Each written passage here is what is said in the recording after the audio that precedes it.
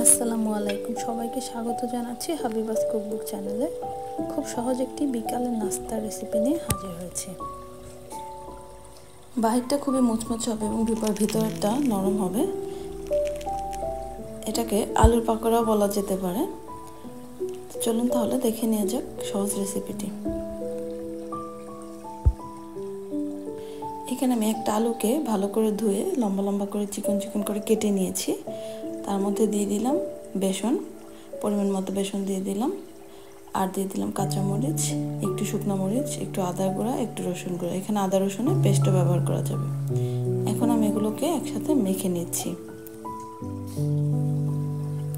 এগুলোকে এরকম শুকনো অবস্থাতেই মাখতে হবে। আলুটা যখন আমরা ধুয়ে নিয়েছিলাম তখন যতটুকু পানি চলে এসেছে আলুর গায়ের সাথে, এটুকুই যথেষ্ট। এর সাথে কোনো এক্সট্রা পানি ব্যবহার করা যাবে না, তাহলে আলুটাকে আর মুচমুচে রাখা যাবে না ভাজার পরে। এই যে এরকম একটা কনসিস্টেন্সি হবে। এরকম 3-4 মিনিট মাখার পরে এটা এরকম একটু সফট হয়ে আসবে। তারপরে দিয়ে দিলাম এতে একটা পেঁয়াজটা আমি একটু পরে অ্যাড করেছি, কারণ পেঁয়াজটাকে খুব সফট করে ফেলতে চাচ্ছি না। যখন চুলাতে দেবো ঠিক তখনই আমি পেঁয়াজটা দিয়ে নিলাম, দিয়ে একটু নেড়ে চেড়ে এর সাথে মিশিয়ে নিচ্ছি। এইখানে আপনারা বেসনের পরিবর্তে চালের গুঁড়োটাও ব্যবহার করতে পারেন। আমার কাছে এক্সট্রা বেসন ছিল তাই আমি বেসন দিয়ে নিয়েছি, চালের গুঁড়োও দেওয়া যাবে।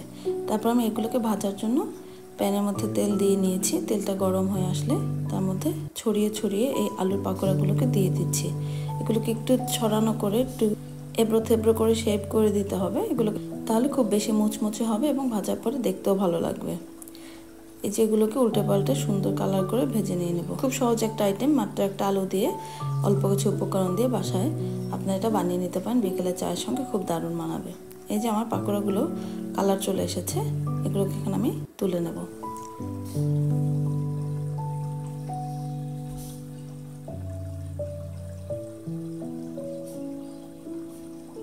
অনেক সময় যখন বাসায় এমন হয় যে হাতের কাছে আপনার চায়ের সাথে কী খাবো, বিকেলের নাস্তায় কী দিব, এরকম একটা চিন্তা হয়, তখন ঝটপট অল্প উপকরণে এই স্ন্যাক্সটি আপনার বানিয়ে নিতে পারেন। খুব মুচমুচে এবং মজাদার আলুর পাকোড়া। আজকের রেসিপিটি এ পর্যন্ত। রেসিপিটি ভালো লাগলে আমার চ্যানেলের সাথে থাকার অনুরোধ রইল। দেখা হবে নেক্সট কোনো ভিডিওতে। সেই পর্যন্ত সবাই ভালো থাকেন। আল্লাহ হাফেজ।